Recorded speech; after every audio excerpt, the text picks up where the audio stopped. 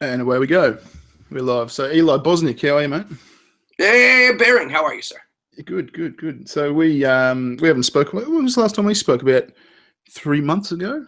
3 months ago, yes. Yeah, that's right. And so I wasn't here because I wasn't worthy, and I understand. No. I had a strike on my channel, and you were shit scared. You thought it was going to turn into fucking Jason. Well, yeah. Anyone who saw the first stream knows that I genuinely got a dozen messages of people being like, Eli, you are in danger. You do not understand what he is capable of. And to be fair, one of your listeners did kill my entire family. Like, can we talk about that on air? One of your listeners came, hunted my family down, left their skins positioned around a YouTube video. I told you nothing would happen to you. I fucking told you. Nothing happened to me. You know what? That's fair, and I'd like to apologize. That's not on you. You can't control the people that skinned my family. Yeah. So if anyone didn't catch the last stream, Eli is a massive SJW cuckhead. Isn't that right? Mm-hmm. Yeah, but I'm self-aware. So like all the mean stuff in the chat right now, you can't do any worse than I just feel.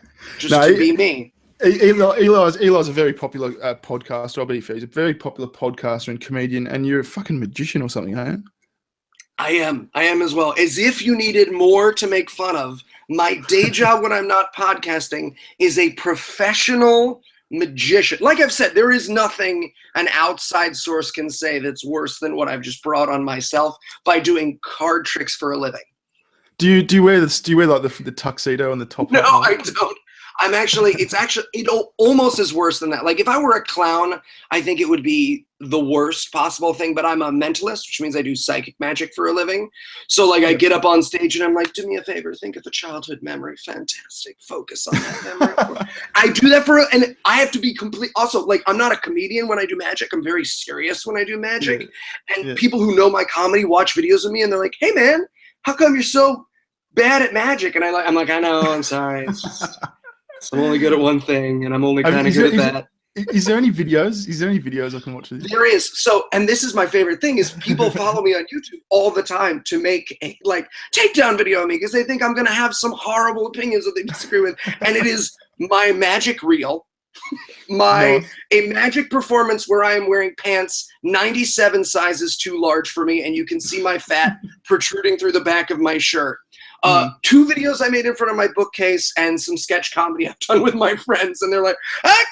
All right, well, I'm not going to make any takedown videos.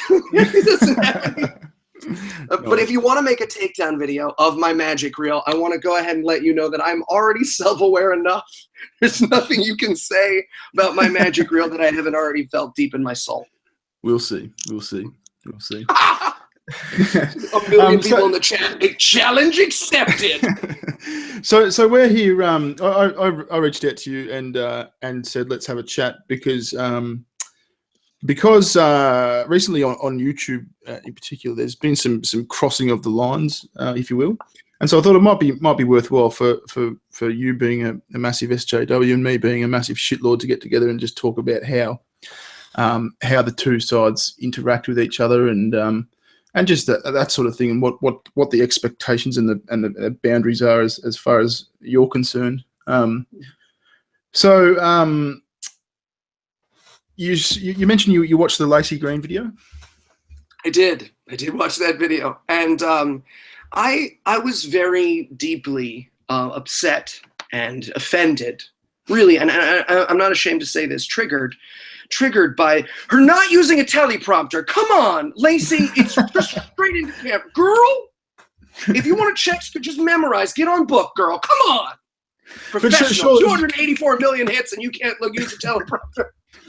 I mean, in all seriousness, surely that's a good thing. What she's what she's doing. She's coming out. She's saying, I want to have conversations with people just like you and I do.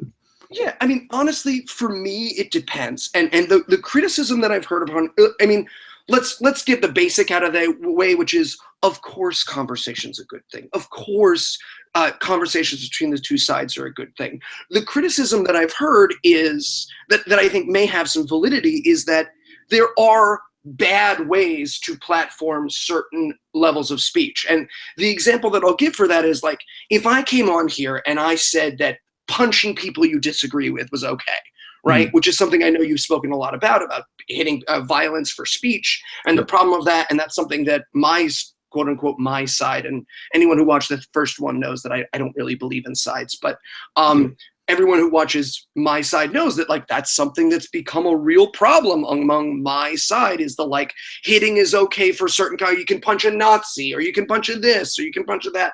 And I not only do I not understand that, that's sort of a whole rabbit hole that I could go down. But if I were to come on this channel and really advocate violence for speech, and you were to just let it go, right, and not challenge me on that, that would be a bad platform.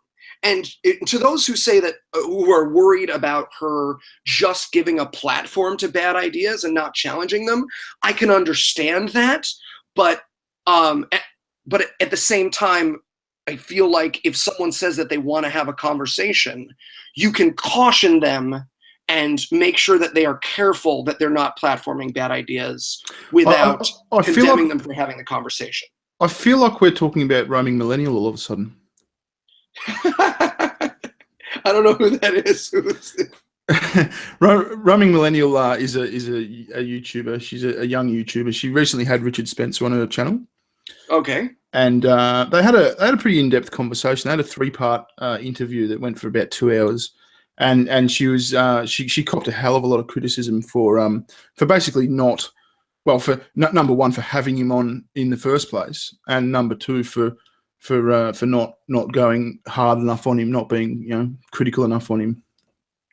Yeah, I mean, I having him on in the first place, to me, and I know a lot of people, again, on quote unquote my side of this thing will disagree with me. And again, I want to give those people, especially people who are in positions of vulnerability, the right to say, I don't want to platform this person. I don't think anyone, at least I haven't heard anyone who says that, like, you have to have someone on your channel. Yeah. You have to give someone a platform. Someone's owed a platform. I don't think anyone said that. And I don't want to judge anyone who says that they wouldn't want to have someone on their platform, or they're not comfortable with someone giving a platform.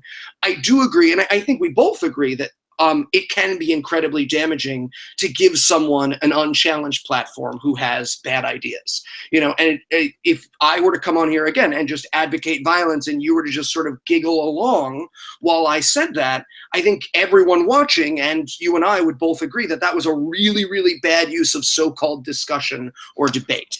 Yeah, I think something as simple as violence, yeah, that's a given. But I mean, if you were to come on here and simply share your views with me, and a bunch of my mates were to say, well, those views were shit, we don't agree with those views, fuck you, you should have challenged him more. There's a little bit of grey area there. Oh, you mean the first stream? No. I mean, just like, something as simple as punching someone or violence is a given. Everyone thinks that's bad. But I mean, from what I saw, there's also hazier. There are also, in my opinion, like hazier versions of what constitutes dangerous speech. And look, like I know who I'm speaking to. I know who your viewers are. I know who your listeners are. And I'm not about to sit here on a stream with your listeners and try to talk about like the damage of homophobia, the dam of transphobia, like, because I know who I'm speaking to. I believe that is, and I'm not trying to be condescending, but I believe that that's largely an empathetic argument. And I know a lot of your listeners don't think that speech that doesn't directly incite violence can't be harmful. You sound transphobic. But the example I always give of this, and especially that comes up in sort of quote unquote free speech conversations a lot, is doxing. Right? Yeah. Because that's something that sort of both sides tend to universally disagree or universally agree is really harmful. And the thought experiment I always propose to people who tell me that, no speech that doesn't incite violence is harmful is, imagine a leftist version of Milo, or a leftist version, just me, you're right, the Eli, I'm doing a college tour. And I decide on my college tour that what I'm going to do, I've got a huge YouTube channel with 1 million subscribers, et cetera, right? And I decide that what I'm going to do during my speech is I'm going to get up and I'm going to list the names and phone numbers of all of the young Republicans at that school. Now, that is entirely protected by the First Amendment. right? It's entirely protected. It's a public university. There's literally nothing that could be done to stop me from doing that. Whatever the consequences are, as long as I'm not saying, here are the young Republicans, sure hope nobody gives them a bop on the nose, right? There are limits of speech. But if I went and just did a speaking tour doxing, college students, right? I think a lot of people would agree that was harmful speech that remained entirely within the confines of the First Amendment, that was legally fine, but that morally and according to the sort of Lockean freedom of ideas sense, yeah, I get what you're saying. Bad set of speech. Are you saying that Milo did that though? No, I mean, we can get into that whole thing. I actually just sort of wanted to use it as an example of, I think we can all find common ground to speech that is legally allowed that still would be considered harmful.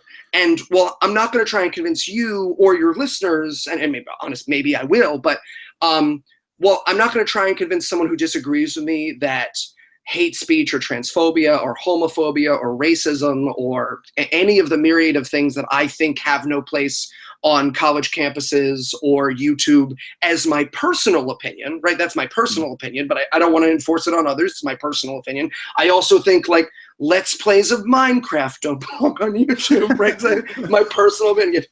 Comments just blow up. All of a sudden the death threats come in. I get hacked. I was going to ask you, what is your take on hate speech? Give us your rundown on hate speech. I mean, so for me personally, my goal for speech is the Lockean ideal of the exchange of ideas, right? It is this speech promoting the exchange of ideas. And by that, I don't want people to be confused, and I mean the sort of pseudo-libertarian post-1990s, like gold fringe on the flag, conspiracy theory sauce, free market of ideas. Because that's a different category. What the fuck are you talking about? I don't know. Okay. Yeah, so there's sort of two. So Locke, when he and I in the United States at least, and I'm going to explain this terribly for those who haven't seen me before. I do a stupid guy version of all the best ideas in the world, so accept my apologies already, please. But Locke sort of talks about the freedom of speech and the ideas of the freedom of speech as the exchange of ideas at the highest level. And and much of the freedom of speech that we see in international law, but especially in the United States, is based on these on these ideas of Locke. And so I follow that pretty closely, which is, are we contributing to the highest level of exchange of ideas?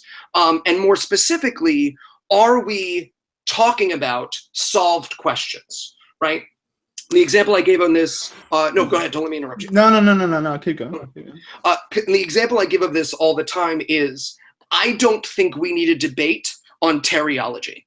And I use this as my example all the time because it gets universal agreement. Terrence Howard, who was an Iron Man, you all recognize him, you can Google him, you know who I'm talking about, has invented a new kind of math because he believes that 1 × 1 = 2.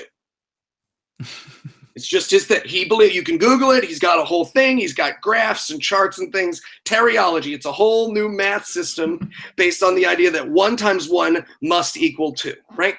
We don't need a debate on teriology. No one will be better educated or better able to understand the tenets of real math by a debate between me and Terrence Howard on teriology, right? There's a difference between needing to and having the right to. If I want to debate that 1 × 1 = 2, surely I have the right to. Oh, absolutely. And again, I want to clarify very specifically the right, as in the legal right.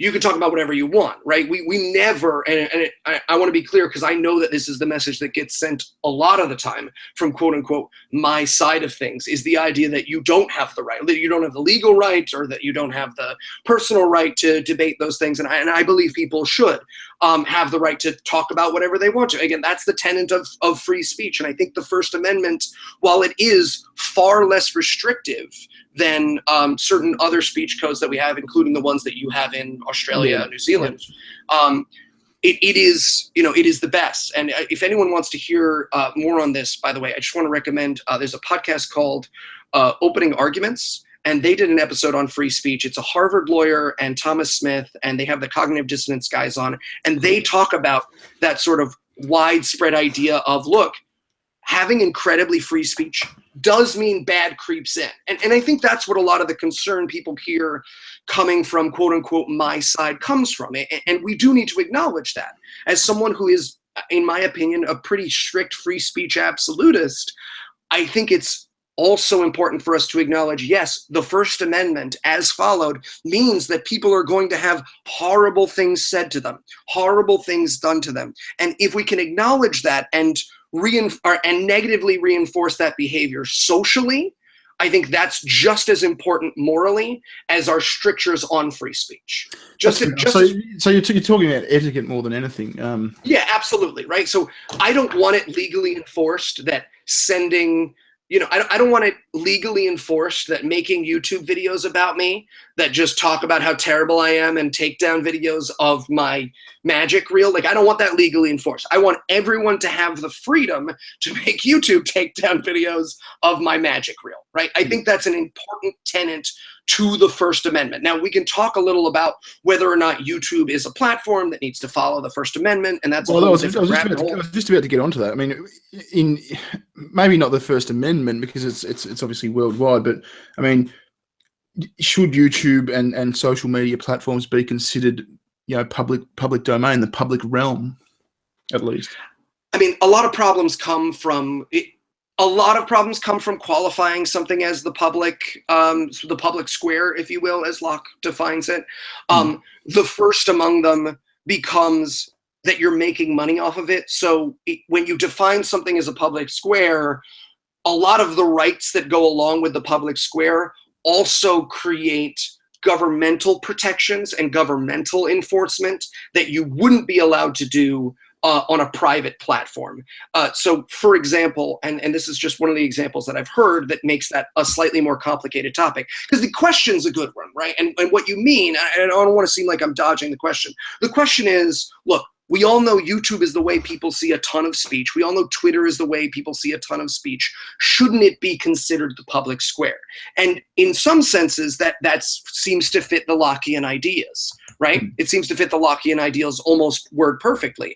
But then on the other hand of that, we have to consider, yes, but in the public square, someone doesn't step out in front of me and make an head for salt right before I speak, right? So there's a whole financial component to YouTube that they need to be aware of their advertisers. Their advertisers need to be aware of the speech that they're promoting. And part of your right as a private company is to refuse service, right? You have to be able to refuse service based on certain kinds of behavior or speech or whatever it is. So when it comes to the question of freedom, and I don't have an answer to this much of the time. For me, it often depends.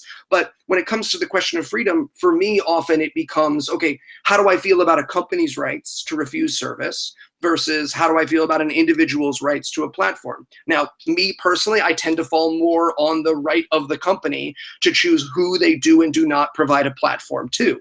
I don't think I want to live in a world where platforms are forced. I think that's fair. I mean, choosing who you do and don't provide a platform to is completely reasonable.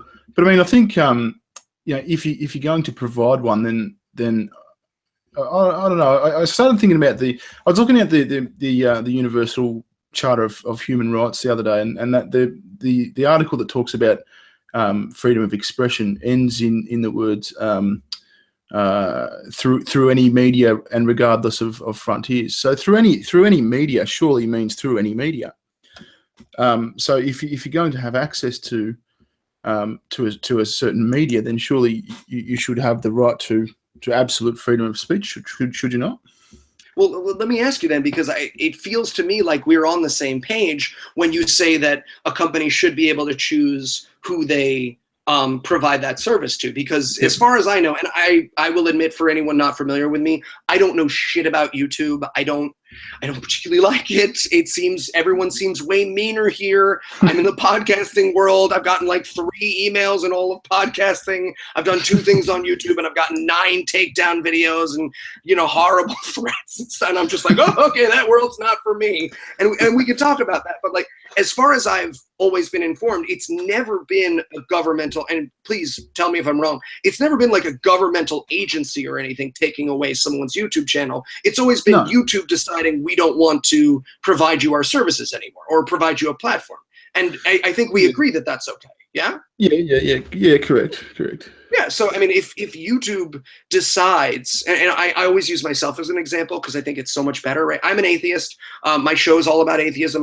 We're the scathing atheists, and I've got awful movies. And if YouTube decides, you know what, we don't want to offend the Christians outweigh the atheists, so no more atheism on YouTube. And this is something that atheists are actually dealing with on Facebook right now. Atheist Republic, one of the largest Facebook pages for atheists, has been shut down repeatedly as Islamophobic. Yeah, absolutely. It's a huge problem, but that is a choice that Facebook has made. Now, I don't like it, and I've voiced my displeasure, and I've voiced the fact that I don't have to like it, and I don't have to support that choice. But at the same time, if Facebook says, "Hey, we don't allow atheists on Facebook anymore," I know that I don't think that my rights are being violated. It's a bit catch-22 that though, isn't it? Because I mean, once they've given you access to share your ideas on their media, then if we go by the Charter of Human Rights, then you should have absolute free speech. So I mean, if they're doing this thing where they're issuing strikes and they're giving you warnings and then eventually kicking off, that's not giving you freedom of speech, is it? Right. Well, I don't want to say push back, but I do want to sort of dig deep on that, because if that is the ideas that we want to hold, and I don't know that necessarily those are the ideas I want to hold, if that's the idea that you hold, then I think one would have to say that certain service providers need to be forced to provide a platform, right? If a strike system violates, and I'm so sorry, I'm super ignorant, the Universal Code of the Universal Charter of Human Rights. Universal Charter of, if failing to give someone a platform, then by definition you do need to force certain people to give platforms. No, that's not what I'm saying. I mean, I'm sorry, I misunderstood. I agreed with you that they, and I haven't fully thought this through. This is something I'm thinking about. I mean, if like I agree that they should be able to choose who they do business with. The company should have the right to choose who they do business with. But once they've done it, they've granted you this platform. They've granted you access to their media to share your ideas on. Now, but isn't that a bit? And I'm going to give a bad example. But isn't that a bit like a restaurant has to let everyone in, but once I'm let into the restaurant, if I just spread my cheeks and shit onto the plate in front of me, they can be like, "Hey man, you just pooped." I didn't say it's practical. I didn't say it was well thought out. I'm spitballing here. I'm thinking aloud. I mean, for me, when YouTube, and again, I haven't agreed with all of YouTube's banning choices. I haven't agreed with all of YouTube's, and again, I know very little about YouTube, but when a private platform, whether it be my channel or Facebook, that chooses to ban atheist pages, I've been reported more times than I can count, and I'm just like, my wedding pictures? Okay, thanks for the report. But like, I've been reported, I've been suspended because of Islamophobia or just like all sorts of stupid stuff. People report my page, people report god-awful movies and scathing atheists all the time, and we get taken down for a few days, then we go right back up again. It happens over and over again. And I think just as hate speech, quote unquote, is a consequence of free speech, the right to platform and the right to refuse a platform, I think, is a part of that problem, right? I think it's a part of it, right? If we want to allow people the right to refuse a platform, I think part of that comes from them sometimes making decisions that we disagree with. Or we need to say, hey, look, if you provide a platform, you need to provide it to everybody, literally everybody,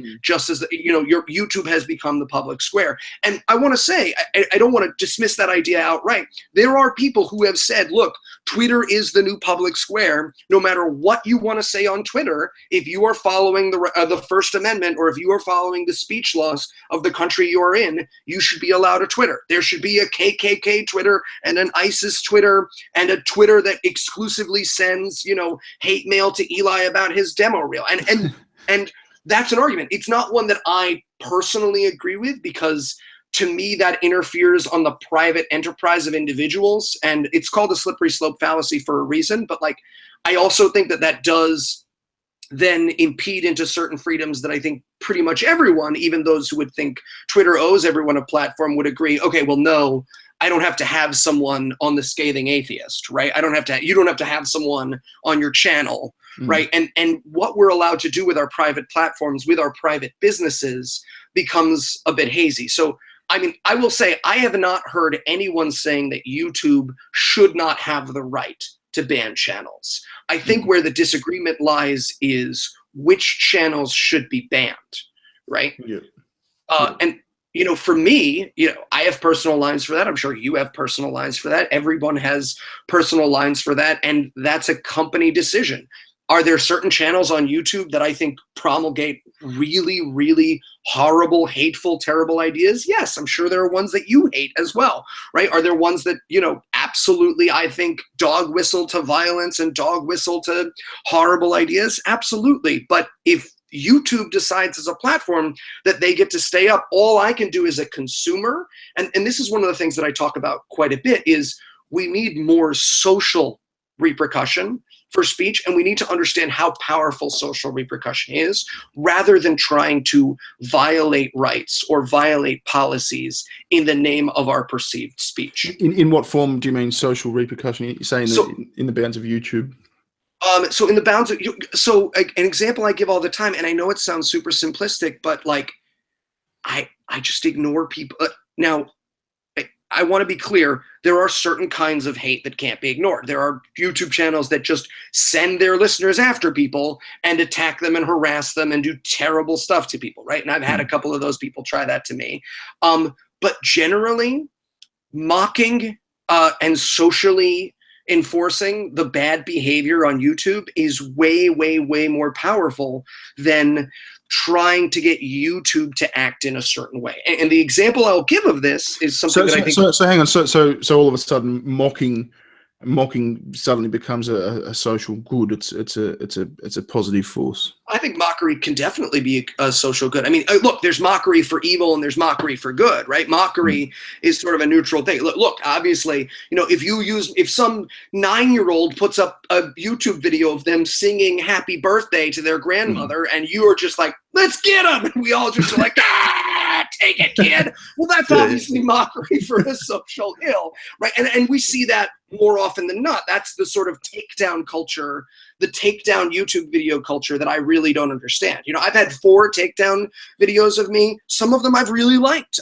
When we had our first conversation, a friendy guy, whatever his name is, he made a video about. Yeah, he made a video about some of the stuff I said, and it was respectful, and it was interesting, brought up good ideas. He and I had a little conversation. It was fine. I don't mind conversation. But the ones where it's like, Eli Bosnick, super cuck. I'm just like, all right, you don't want to fucking talk. Like, this is useless. It's useless speech, and it's not how do you know? What about your story about the neo-Nazi? Tell us the neo-Nazi story. I mean, about the one who Skyped me and we ended up having a conversation? So I get death threats from Nazis on a pretty regular basis. Not sure why. I think it's because I just radiate Jew. Hang on, are we talking like what's your definition of Nazi?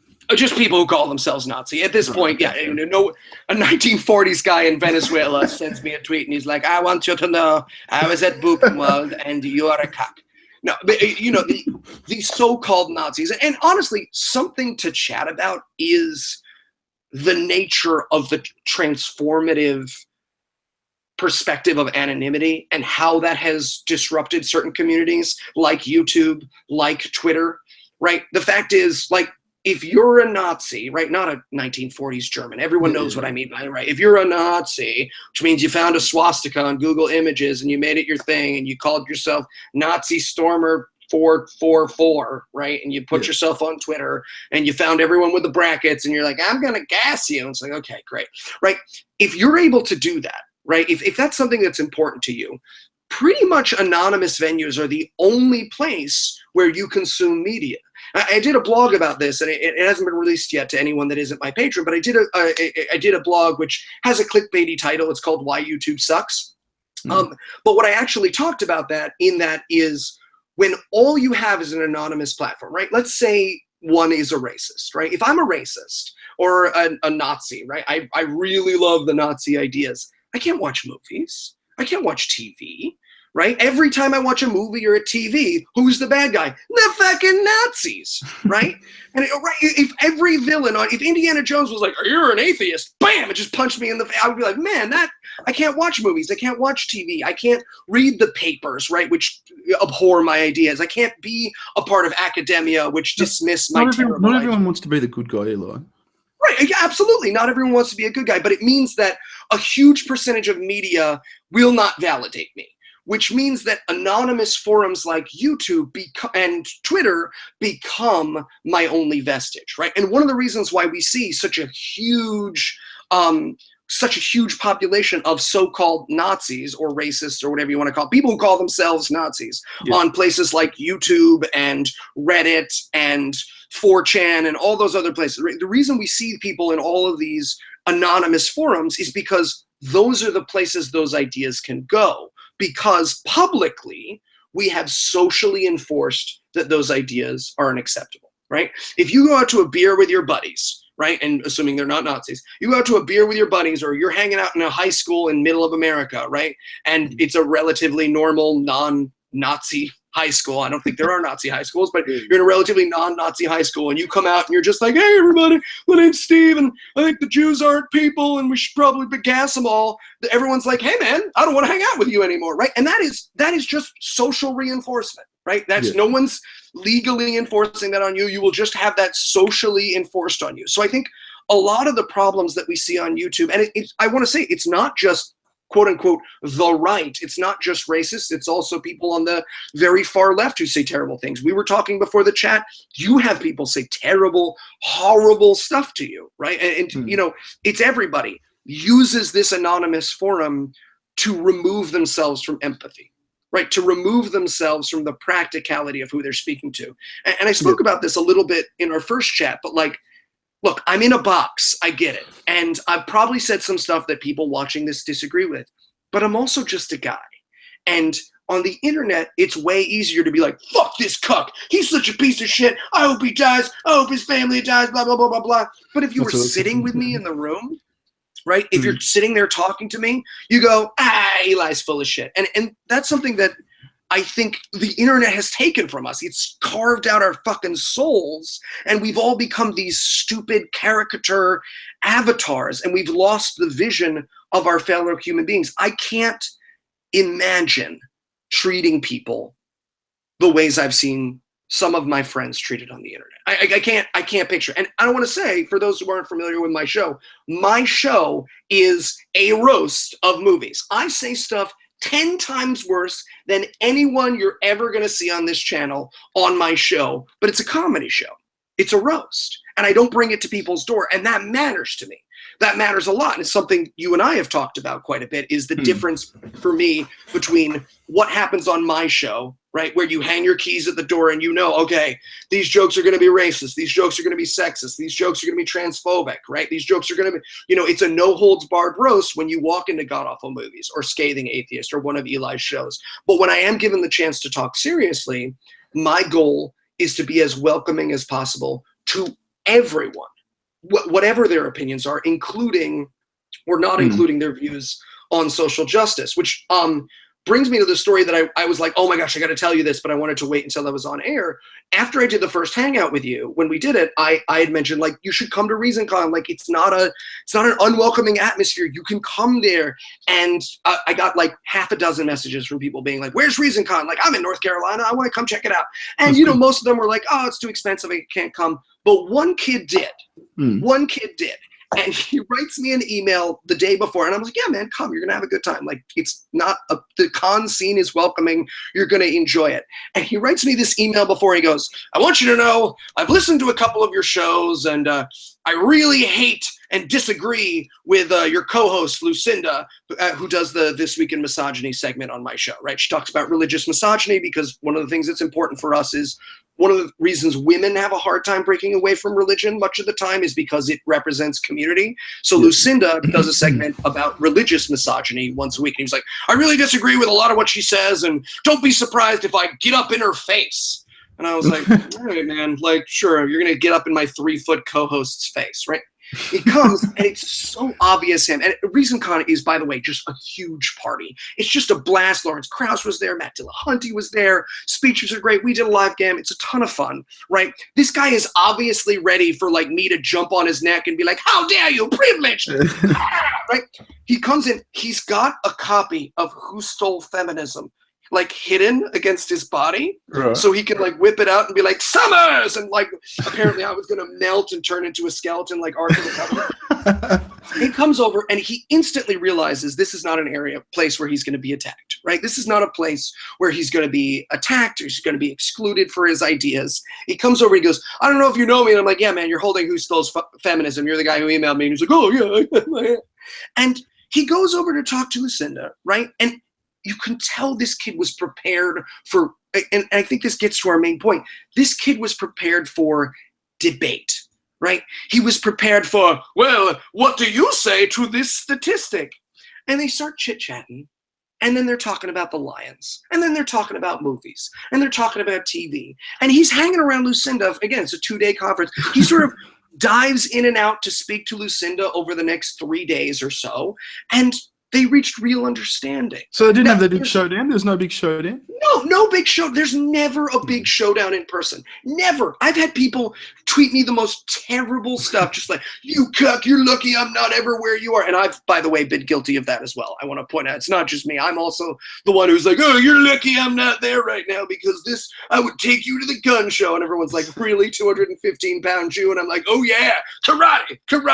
You know, I am as guilty of this as anybody. But, you know, and then you meet the person and you're like, sorry, I'm a jerk, because the internet steals our fucking soul.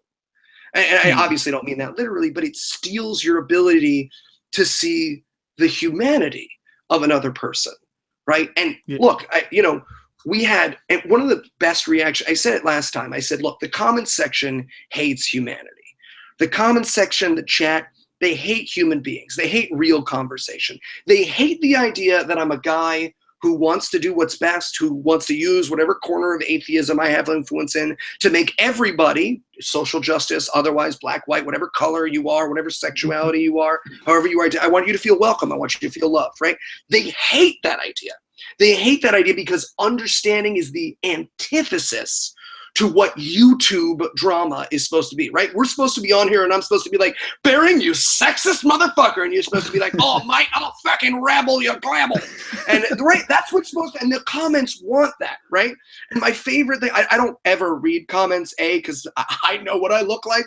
And second of all, because it's not about me. It's about people just like shouting into the dark. But listeners sent me some of the comments, and the amount of our first chat and the amount of people who couldn't stand the idea that I'm just a guy who's wrong, that I must be a manipulative, like, I will use my SJW powers of wearing headphones too big to trick Bear into thinking I'm a human, and then I will trap you into my web of social like the level of evil attributed to a 29-year-old Semite sitting in Manhattan at a desk while his pug and wife try to keep quiet in the other room is ridiculous. But it happens because of the box, right? I'm not a human being because I'm trapped in the box. People are watching me on a screen, so I can't just be a guy. They can't treat me the way they would want to be treated if they were wrong, right? And if you're watching this, right, you've been wrong. We've all been wrong, and nobody wants someone to run up to them and scream cuck in their ear when you're wrong. You want understanding. You want conversation, and the internet steals that from them. And to bring that back to Lacey, if that's Lacey's goal, to find a sense of understanding. That's a fucking huge circle, man. That's a massive circle.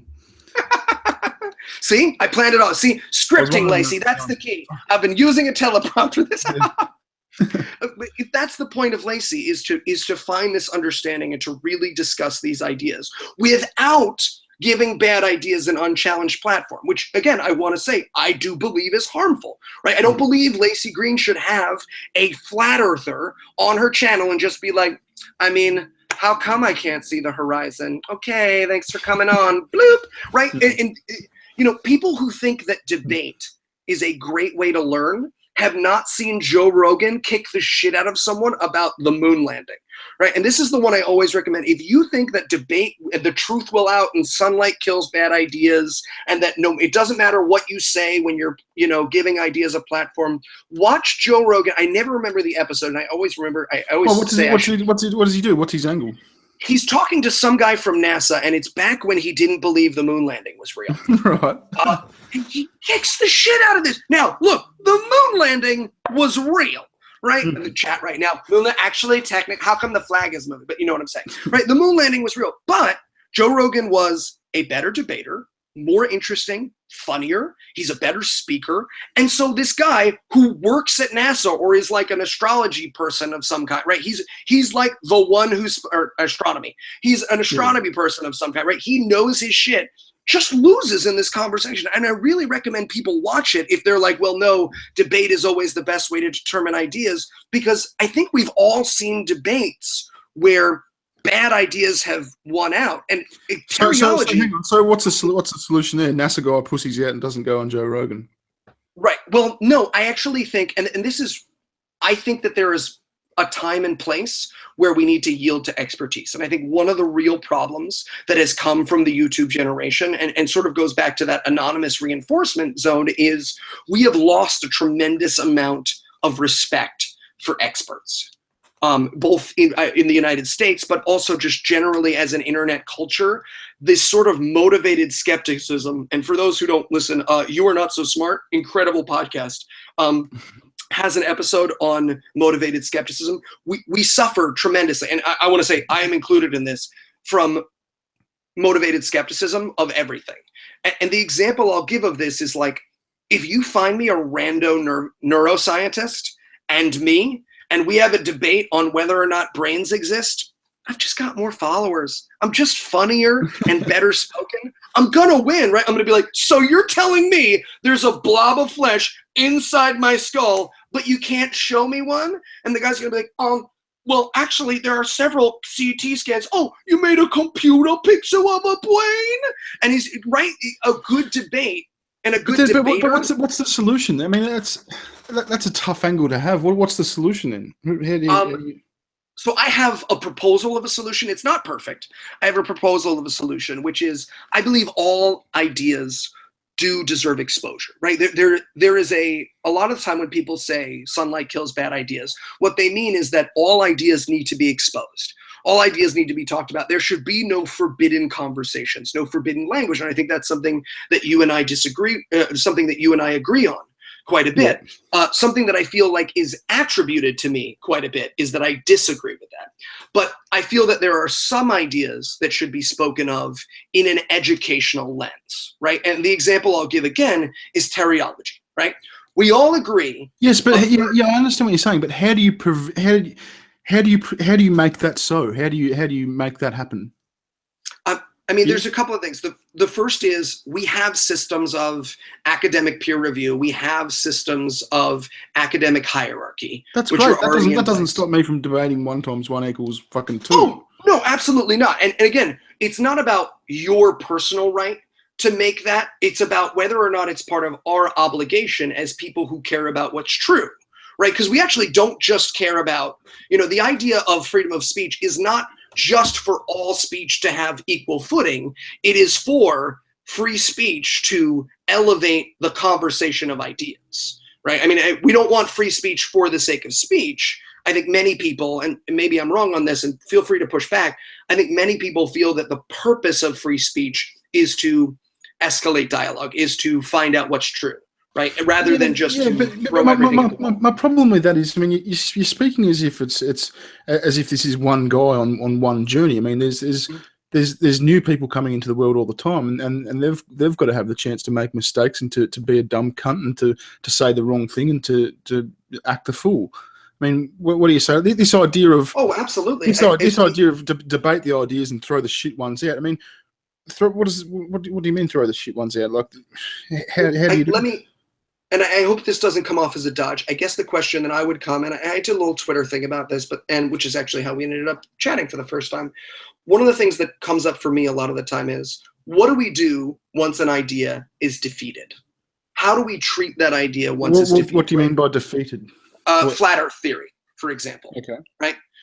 we all are now aware that flat Earth theory is wrong, right? There is no amount of debate that will convince more people that flat Earth theory is wrong. Will convince people that flat Earth theory is wrong through education, which is, and again, the way we educate ourselves on everything, which is an authority figure, be it a teacher or a trustworthy source that's vetted and peer reviewed and is held responsible for when they're right and wrong, be it a school or, you know, any other source you want to go with. But a school teaches us the size and shape of the globe. And that education is the way that we learn true things.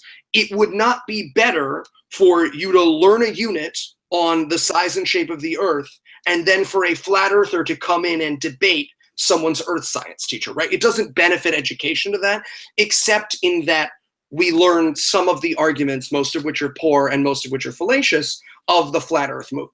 So are you talking about throwing the defeated ideas out of education only? Well, it's not necessarily about throwing them out of education only. It's about socially reinforcing. Because again, I never want to, and this is very important, I want to clarify, it's about socially reinforcing that certain questions are solved. Socially, again, not legally, not, so again, I never want a flat earther to be arrested or not allowed to speak. So how do you come at that? So flat earther, you know, young flat earther gets on YouTube, creates a channel, starts spouting shit. We've all got to just mock him and right. So mockery is actually an incredibly powerful tool.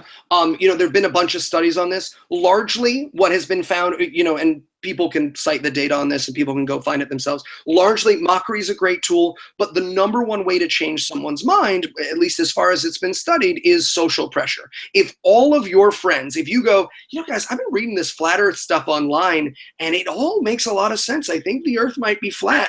And your friends all go, fucking stupid, Steve. What are you? No, man, the Earth's not flat. You are much, much more likely, especially with ideas that are firmly held, not just ideas that like you casually think about, but the ideas that are firmly held for you. Social pressure is one of the best ways to convince a person. And that's what happens, right? There was never a time where someone sat me down, baby Eli, and they were like, so Eli, just so you know, there are people who think the Earth is flat. There are people who think the Earth is an infinite disk that's traveling up into space at the acceleration rate that would produce gravity. It's just been like, so at some point in my life, I was like, there are people who believe in flat Earth. And someone was like, yeah, but they're assholes. And I was like, oh, okay. I don't believe that. All right. And motivated skepticism, more often than not, goes against those studied norms, right? And what we have is in the less clear situations than flat Earth, someone will trust authority, someone will trust peer review and academic study and academic consensus and general social knowledge about a subject, right? And obviously people have been wrong, but most of the time you're not Galileo. And that's one of the problems of the internet is everyone's fucking Galileo. And I was like, oh yeah, the Earth is round? Well, Galileo thought something and everybody thought it was wrong. It's like, yeah, but you're not Galileo. You know, so much, yeah, right? But we've all had that happen, right? I'm sure you've tweeted at someone and they've been like, actually, blue is really the color green. And you're like, dude, and you send them a Wikipedia link and they go, Galileo was supposed to be wrong. And you're like, yeah, guys, this education is listed as School of Hard Knocks. You're Galileo. Tell me, so this idea of mockery, you know, to enforce the you know the social norms, if you like, and reject bad ideas. Would the same thing apply to say someone was pushing an asinine view on restricting speech and restricting freedom of expression? Would the same thing apply? Apply? Absolutely. I mean, mockery applies universally. And look, there are good and bad ways to apply mockery, right? You know, if some kid gets on YouTube and he says, you know, I think Bering should be shot for the video he made. I want everyone to get together and burn him with torches, right? Look, that kid's dumb, right? And but if he's 9 and wrong, and your response is to make a takedown video, or I'll use myself as an example so it doesn't feel like an accusation, but if someone says Eli Bosnick's terrible and my response is to tell, 100,000 plus people on my show like, oh, Danny16 says that Eli's stupid. Sure hope no one tweets him a picture of their dick, right? That's obviously mockery, but it's mockery gone too far, right? Yeah. And it's not just mockery. There's all sorts of social pressure. One of the pieces of social pressure that I use, which is why I get accused of like manipulation all the time, is I use welcoming. Right? One of the things that I use to promote social justice, not because I have a secret, terrible agenda, but because I believe it's a good way to learn things, is I tell people who disagree with me, hey, you are still welcome. You still get to listen to my show. I spoke to someone literally yesterday who emailed me and he was like, I just want you to know your show's really gone downhill. I'm not listening anymore because you're just all part of the social justice warrior cult and blah, blah, blah, blah. And I wrote him back and I said, hey, I'm really sorry to hear you feel that way. Can you tell me anything I said or did that made you feel excluded from our show? That's not the point of our show. Tell me what you did. And we talked about it for a little bit, and the answer he came up with was that I am still friends with Steve Shives.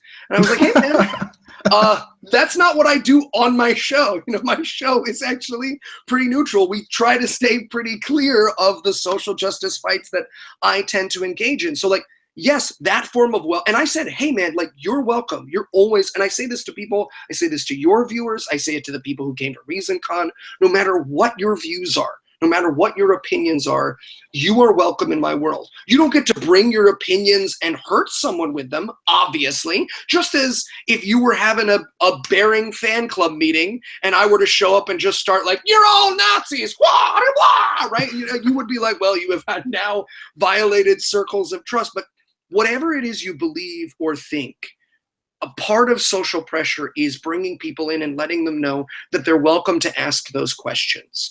And so what about in the case of say someone like Steve Shives? Say Eli Bosnick was simply offended by a video that Bearing had put out because Bearing doesn't like feminists and it's the wrong idea, and it's Bearing's channel should be shut down. Is Bearing in the right to mock Eli Bosnick? Honestly, for me, it depends on the situation. I'm not going to situation. Yeah, I'm not going to. I mean, it depends on the mockery. It depends on yes or no. There are lines for me that I wouldn't cross. And in our private lives, and I have made no thing. We disagree on a lot, and there are some of the choices you've made in your mockery of people you disagree with that I'm going to be honest, absolutely baffle me. Absolutely baffle me. Right? They cross lines that I would. What are they? So you spoke about in our first chat, you spoke about misgendering someone who was trans that you were arguing with. Yep. Right. That's a line I personally wouldn't cross. I don't know, and I'm gonna bring it back to the general because again, I don't want to be attacking you. You've had me. We're having a good conversation, and I feel like attack is too much a part of dialogue. But there are people I know who have, and I actually wrote a blog about this that just came out called The Countdown. There are people who have attacked Steve's wife. Right. Mm-hmm. And look, you can disagree with Steve's wife, but if you send someone a picture of their wife covered in cum, right, you're the bad guy. And look, I want to say, I know that's not anything you've ever done. I know that's not anything you've ever done, but I do want to say, no, it's not. But I mean, I watched a video of yours before. I think it was about 3 years ago, where you said everything has to be funny. Everything is a joke. Mm-hmm. So is there suddenly an exception to that? I mean, no, not at all. Is that not mocking? I mean, sure, it's pretty not at all. And the difference that I draw between that, and it's the thoughts on offense video, which I made years ago back when I was in college. And I do believe that when you're in a comedy place, everything needs to be on. Everything needs to be allowed. Everything needs to be allowed, right? And I talked about this in our first stream.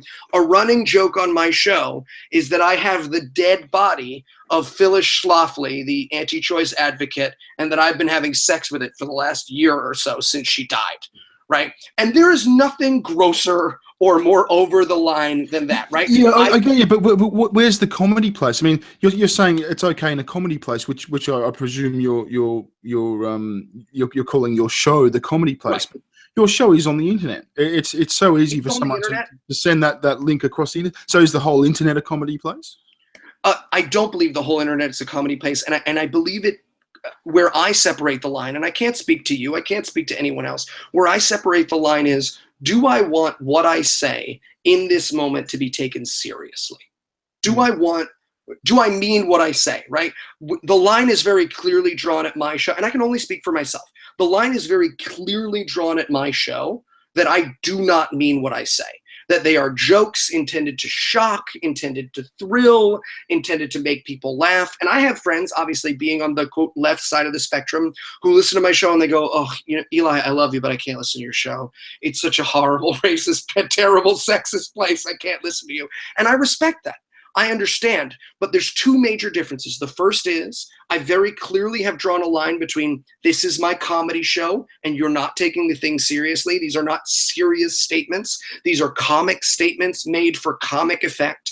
And the second is I am, and we talked about this in the first stream, I am incredibly, incredibly careful that my comedy never gets brought to the door of the people that it's about. And I make comedy about terrible people, right? I did a review of Loving the Bad Man, which is a movie about a girl who gets raped and then because she's a Christian, falls in love with and wants to marry her rapist, right? The good guy of a movie that I reviewed is a rapist. But I don't want my show or my listeners tweeted to the people I make movies about. When people mention David R. White, who's in a lot of the movies, in tweets about me, or Ray Comfort or Ken Ham, I always say, leave them alone. Leave them alone, because the comedy's for us. So right? let's examine a little bit of crossover between two of your ideas here, right? I mean, we've just spoken about you know, the idea of social pressure and mocking people to bring about change. Mocking is a comedy thing. It's a funny thing, right? Mm-hmm. And now we've just spoken about you know, your line. Everything has to be funny. Everything is funny. But I mean, when you are mocking someone, is there a limit to that? Everything has to be funny? It depends. If your intention with social mockery, and again, I just want to say that this is my personal opinion. If your intention with mockery is social pressure that is going to be brought to someone else, right, or brought to a group of people as a set of ideas, right? Just as we're all totally fine, and I'll give a good example that I think might be more relevant.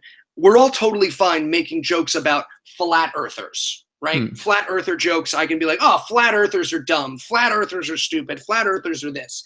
If I'm talking to or about a specific flat earther, I'm going to change my dialogue, because there is a difference between flat earthers are dumb and you are dumb, or why? Where's the difference? What's the difference? Because then it turns, in my opinion, then it turns from comedy into an attack.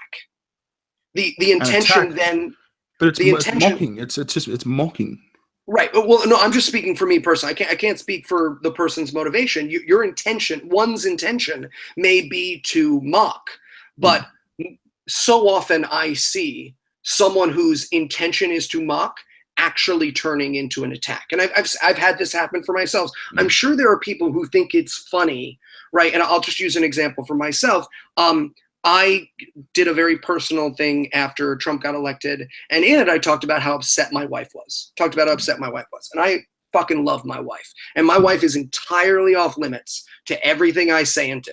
She's not in any of my shows. She's not in any of my videos, because I don't like the internet. I don't want the internet anywhere near my wife. And that's what my blog was just about. The countdown. It was all about like people who've crossed that lines into my life. And after I did that thing, I talked about how upset my wife was. Someone who disagreed with me on politics tweeted at me, "Don't worry about it. I have your wife's tears to make me happy." And now maybe they intended that as mockery. Maybe they did. Maybe they intended that as criticism, but it didn't work. Was that too far? For me personally, that was way too far. When someone crosses the line over into my family because of the things that I say, that crosses the line. Right? Now, if on their comedy show, right, if they have a comedy show, right, and they want to do a 20-minute set at the Yuck Yuck Hut about my wife, I believe they have the right to do it. It's a comedy club. Everyone knows the rules of a comedy club. But I don't think the Twitter and YouTube are not comedy clubs, right? And so you're saying that YouTube can't be a comedy club? But absolutely, definitely. But your podcast can. Oh, no. I'm sorry. I shouldn't have said that if I did, and I'm sorry that I miscommunicated. I think it's absolutely possible to use YouTube as a comedy club. But I think there are certain people, and I don't want to include you in this because, again, I'm not attacking you, but I will say that I see a lot of the time people who blend the areas of when they want to be taken seriously and when they're just joking so that they can say terrible, attacking, vicious things to people that they mean, not because they want to make people laugh, but because they want to say mean, vicious things. And the way I'll point it out is this. I think comedy should be a free zone, right? I think comedy should be no holds barred, absolutely anything goes. But I don't think a schoolyard bully, a 12-year-old who pantses a 9-year-old and is like, and bullies them, I don't think that kid's doing comedy. No, that's fair enough. But how do you? I mean, what makes a comedy club on you? How do you say, okay, this is now a comedy club? What's the in your opinion, what's the yeah? rule? And again, this is all my opinion, right? Maybe the 12-year-old bully thinks he's doing comedy, right? For me, it's largely about intention, right? The intention of my show is to make people laugh. It's to make people laugh, not to attack someone, not to make someone feel bad, not to make someone, not to send listeners after them, not for people to feel terrible. It's for all of us to join in and laugh at this absurd, ridiculous thing, but joyfully. Right? Joyfully, not angrily, joyfully, for us all to revel in the silliness of the thing that we're making fun of, be it a news story on my news show or a Christian movie on my Christian movie review show. The goal is to make the people listening to it happy. And the bully's goal, the schoolyard bully's goal, is to embarrass and hurt the person he's bullying. Whether or not they're getting laughs is irrelevant. Whether or not they call it for the, and we see this all the time on the internet, right? Oh, it's for the lulz. I'm just trolling. But that's not actually comedy. That's just you, that's just a person choosing to be cruel and pretending that it's for a comedy purpose.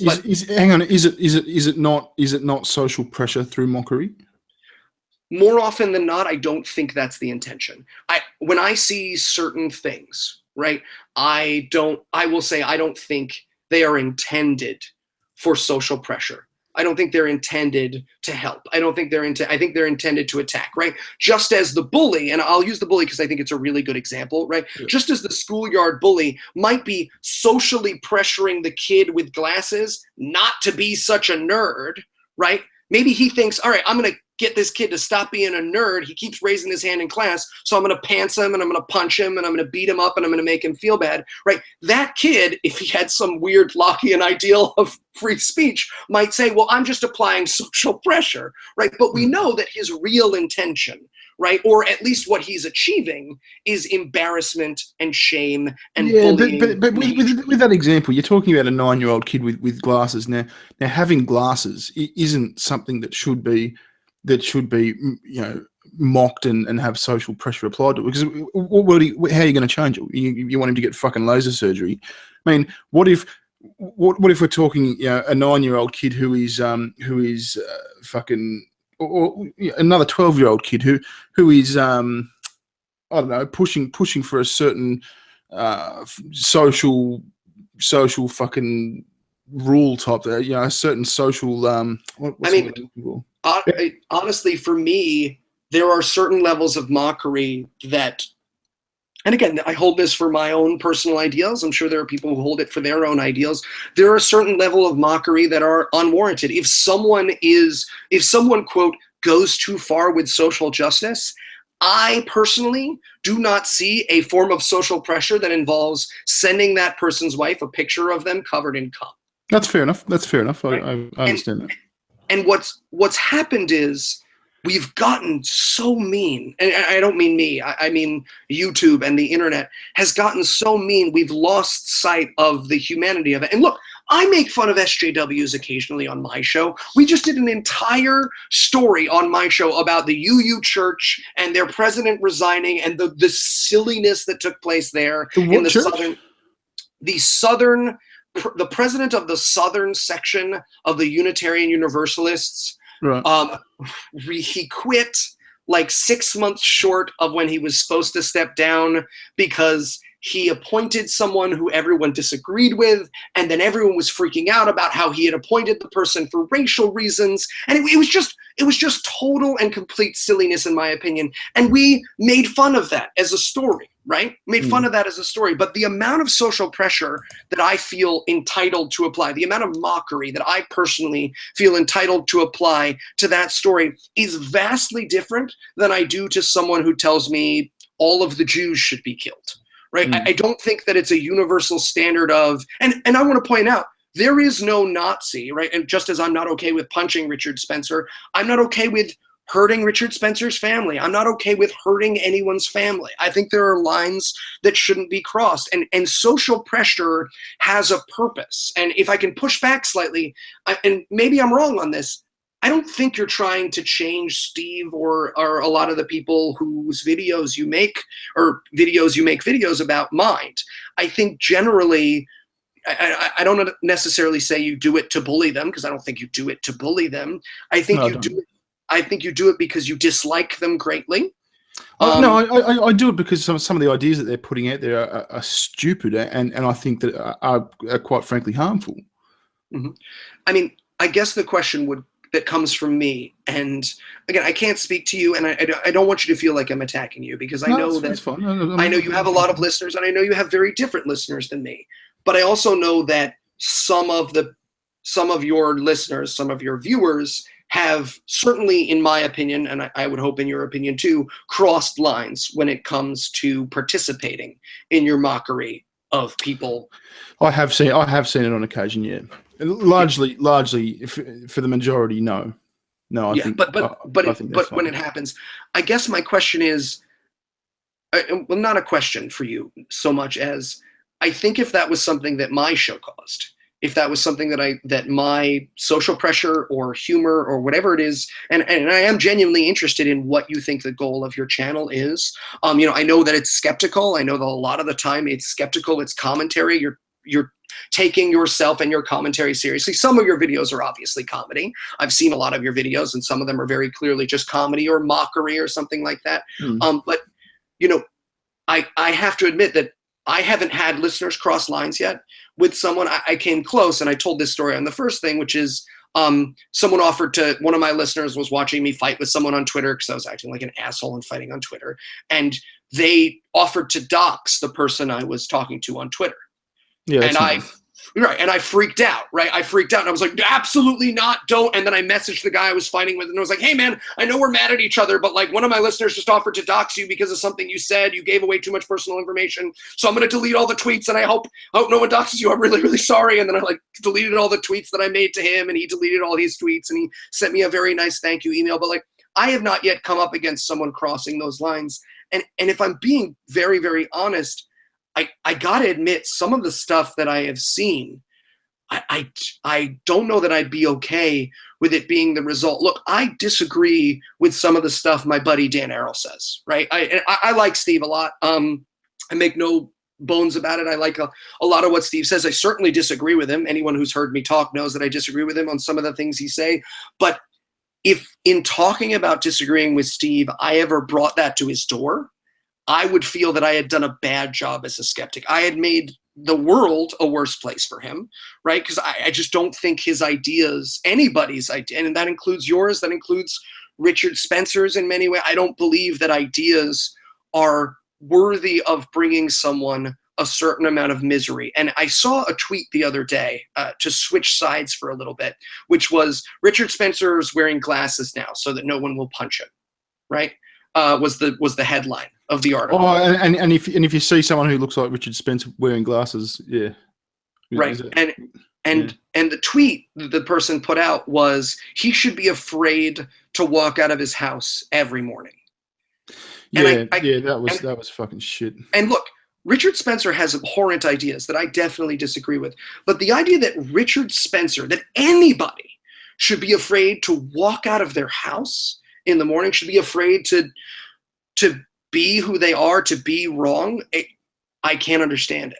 Look, there are terrible ideas, and some of them should be dismissed. Some of them should be shut down. Look, I don't think Richard Spencer deserves, my personal opinion is Richard Spencer doesn't deserve a platform. If my university were going to give Richard Spencer a platform so that he could talk about race science, I would think that was abhorrent, right? That would be my personal opinion. Right? I think Richard Spencer should be mocked. I think his ideas should be dismissed. I think they should be treated with the contempt they deserve. But Richard Spencer as a human being should have the freedom to say those things, and also the freedom not to be afraid to say them. And I say that simply because of this. Look, I know I'm a big SJW cuck. I really do. And I know I'm super duper far left. And here I try to move sort of center because I know who I'm talking to. I'm talking to your listeners. I'm not talking to my SJW groupies. But, you know, I was, in my own personal opinion, wrong at certain points in my life about race stuff, well, I'll give it an even better example. I used to be a 9/11 truther.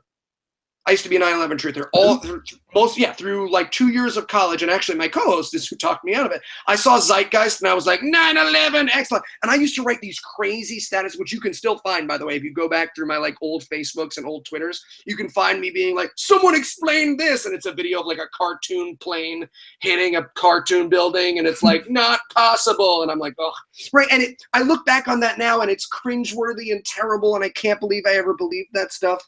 But if someone had made me feel unsafe to say and do those things, if someone had made me feel unsafe to express those opinions, instead of educating me, right?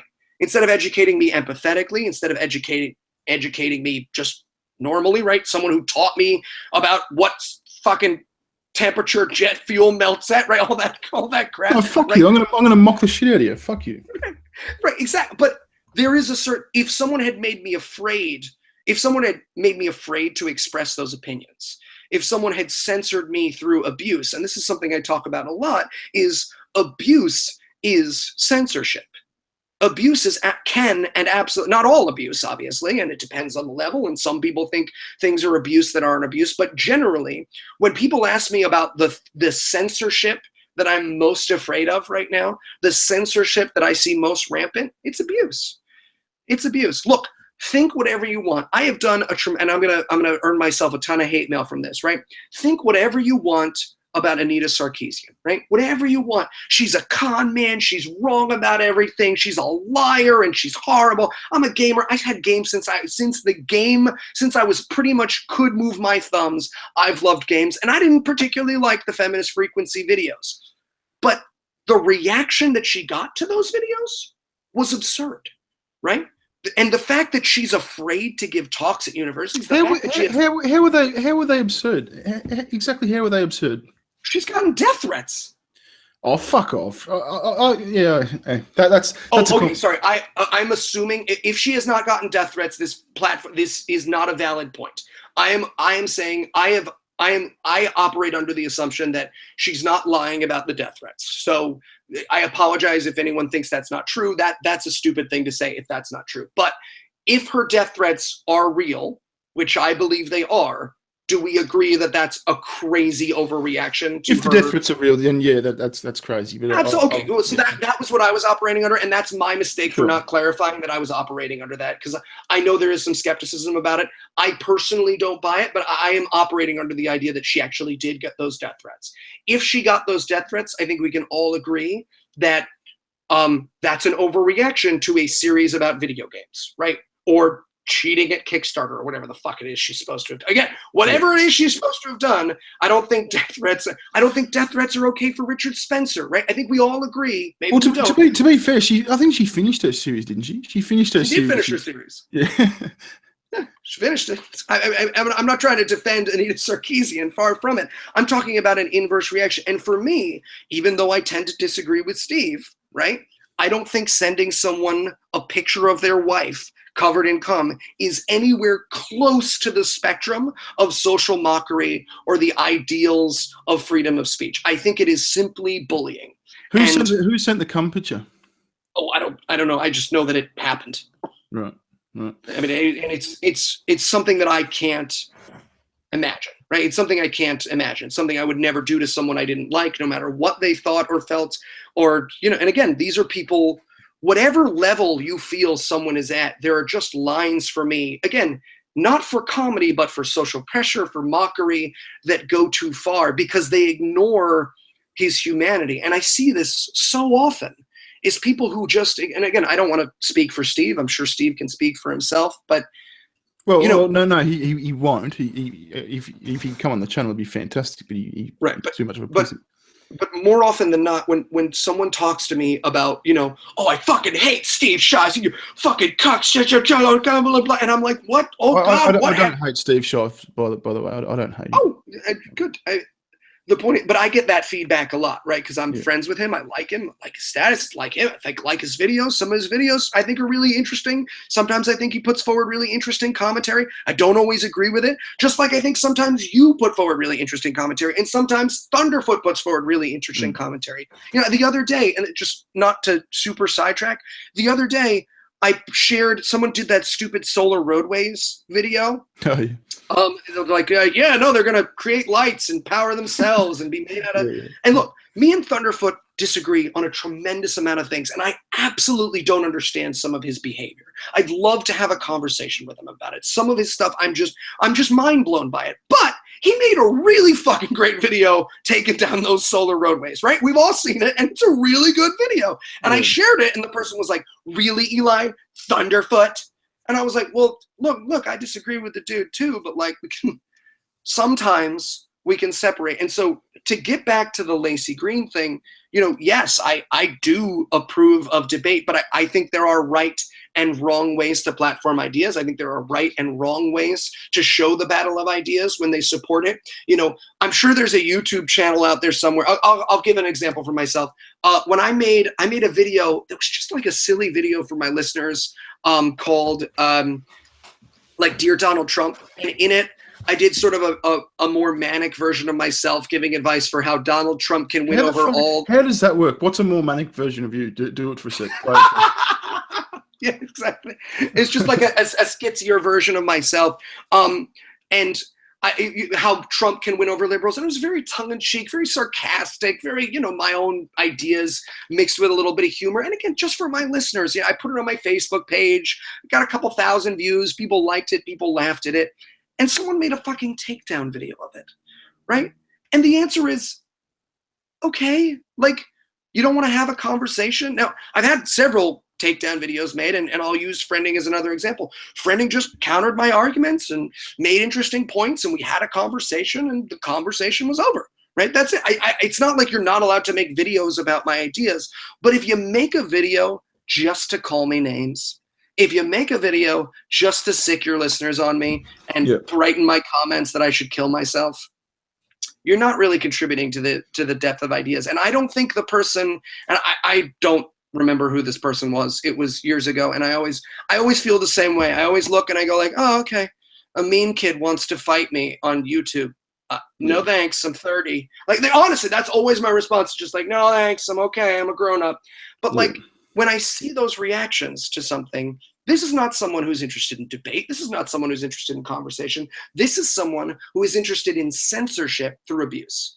So if Lacey does this conversation project, and I hope she does, I hope she keeps in mind that a tremendous amount of this, and this is a lot of what I took issue with, quote unquote, in her video, was when she spoke about censorship, she left out two major problems of censorship that I feel we face today, which is the censorship of abuse, right? And it's something you've certainly experienced, right? You don't get to be yourself. You don't get to be like, hey, my real name's this. We're doing a hangout this Friday, because you get death threats and you get horrible threats to your wife. You get horrible threats to your family. And that is censorship, right? It's not the government coming and knocking on your door and shutting down your computer and throwing it out the window, but it's making you afraid to speak your opinion is absolutely censorship. Censorship's an abuse. And the other problem I have is, while certain people are perfectly happy, and she brought this up in her video, which is the only reason I bring it up, they're perfectly happy to talk about how crying college students, 19 motherfucking year old kids, are threats to free speech. But when the Republicans in our country propose bills making it okay to run over a protester with your car if they're blocking the road, what are you going to do? Right? Making protest illegal. There have been 18 states that have passed or put into the legislature. They're not making protesting illegal. They're fucking. It was all to do with protesters on the road.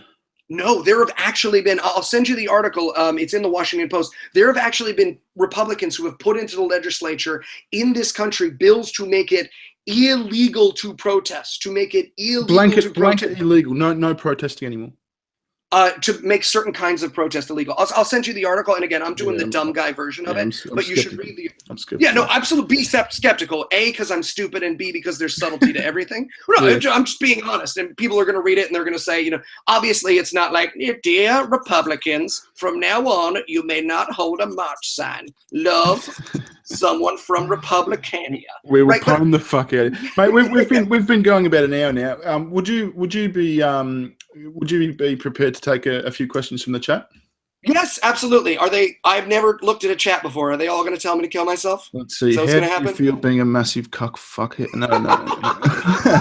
I'm so sorry, guys. I did my best. If you guys have got some serious questions to put to Eli, and we'll give Eli a 1 minute cap on each answer, so he's not talking in circles.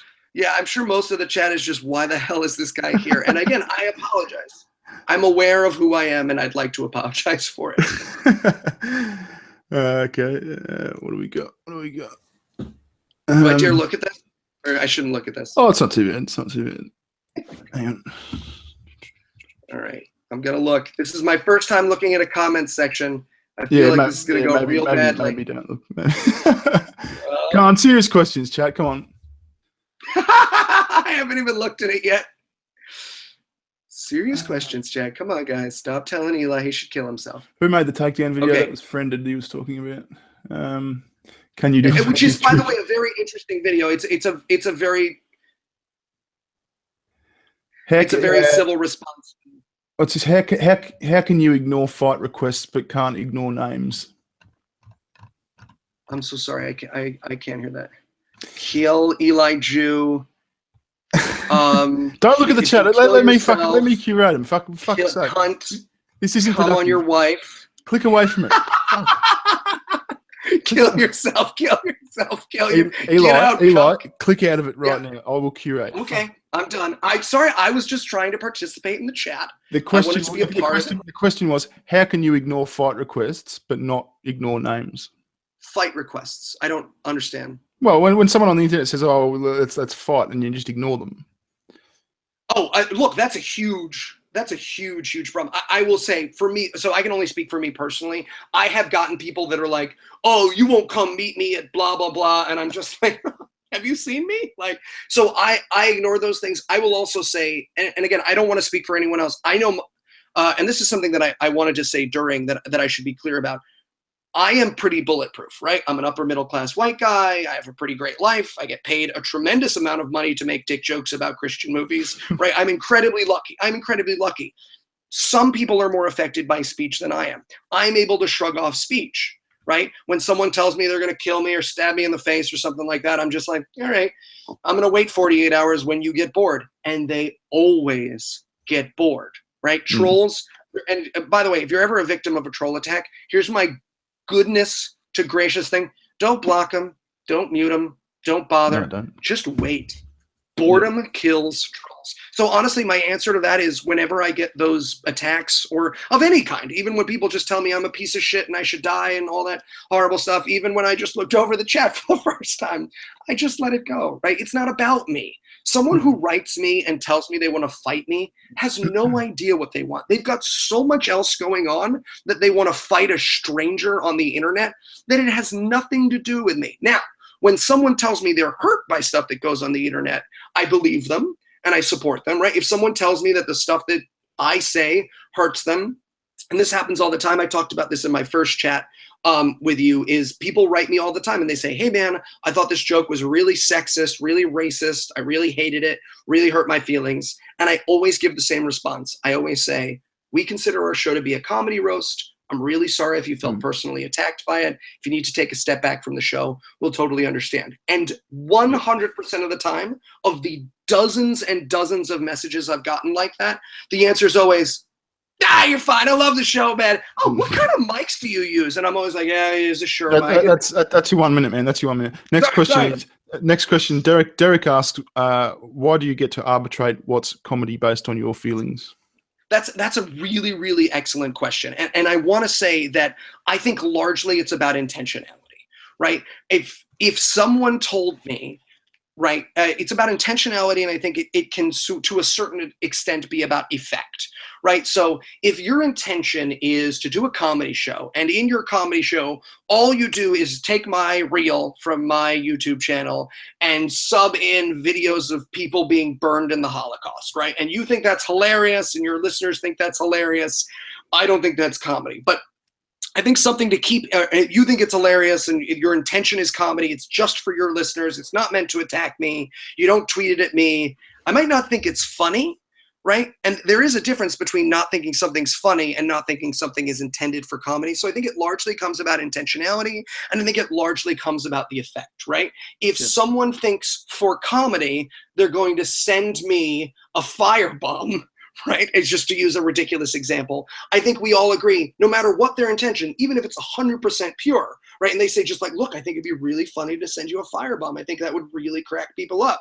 The results of that, the consequences of that are so severe and so personal to me that I think any reasonable person would agree there are lines where even good intentioned comedy, if the results cross lines. So it comes down to like a reasonable person test. That's fair. Yeah.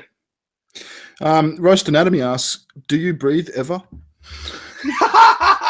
My apologies. I'm sure a bunch of you wish I would stop breathing, and any minute now, trust me, I just got life insurance and they told me I'll be dead any second. So something positive. What else we got?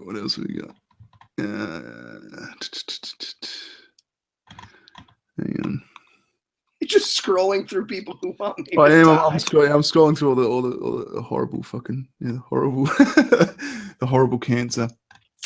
I don't understand. Why do people? I don't know. It's a live stream chat, man. It's a live stream chat. I mean, I do that. I write some terrible shit in them too. You've never done it. You've never done it. You've never come on and guessed the cocks or something. No. Never. Oh, shit. No, never. I love watching Let's Plays. I'm on Twitch. I love all my favorite Let's Players, but I'm always just like, yay, go Northern Lion. Yay, Bear Taffy. Literally, that's my only ever answer is like, I hope you're having a fun Sunday. I'm like everyone's grandma on Twitch. Just like, hi, can you hear me? Oh, for fuck's sake. Has Steve Shives ever blacklisted you over a petty argument? No, not at all. Look, Steve and I have disagreed on stuff, and we have a mutual respect for each other. I know he thinks some of my ideas are really bad. I know he disagrees with me on stuff, but he also knows that he can come to me with those ideas, right? And I want to say this is not just Steve. You can come to me with these ideas. You can message me. You can email me. You can tweet at me, and you are safe to have that conversation. You can DM me, whatever it is you want to do. If you have questions, you can ask them. Right? If you think I'm wrong about something, you can educate me. If I'm wrong, I want to be proven wrong. Right? And I'm not going to shit you. And I have talked about this in my first stream, but it's definitely true.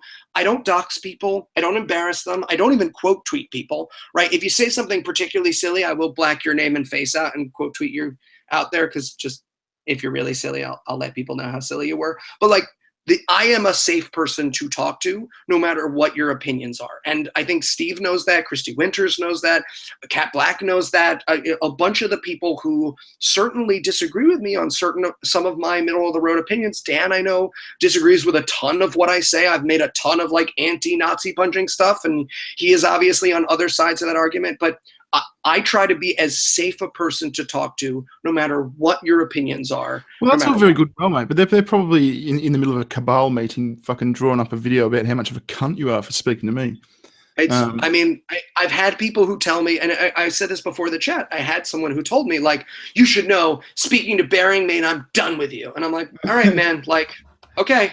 I didn't realize there were, you know. Richard asks a good question. He asks, so if the difference between bullying and mockery, if the difference between bullying and mockery or comedy is intention, who do we designate as the mind reader? See, that's a really, really good, and that's why I said I think it needs to be a split. That's a great question, by the way. I think it needs to be split between intention and effect, right? Because again, we can't read minds, right? We can't read minds, and maybe the person who sent Steve a picture of his wife covered in cum was doing it for comedic effect. They were like, I 100% think this is funny and will amuse everybody, right? But the intention was, it's not just about the intention, it's also about the effects of that. And I think it's a reasonable person test, like you said before. And I think we agree on that. There is a reasonable person test between how much someone's actions could be expected to be comedy versus abuse. But that is a really solid question. And I do want to say that there is too much on quote unquote my side of things, of people saying like, well, this is obviously intended to, and I get called out on it all the time. People say like, you made this joke intending to be this, that, or the other. And I'm like, actually, I just wanted people to laugh at that moment in my show. So the who is the mind reader and the who is the arbiter question is a good one. And I would agree with you that it's a reasonable person test. Yep. Black Lives Matter. Good idea. Honestly, it's hard to say. And I'll say why. The obvious answer for me is yes. And there are bad actors in every movement, right? Is feminism a good idea? Yes. And there are bad actors in every movement. Is men's rights activism a good idea? Yes. And there are bad actors in every movement. Do we have a problem with police brutality in this country? I think so.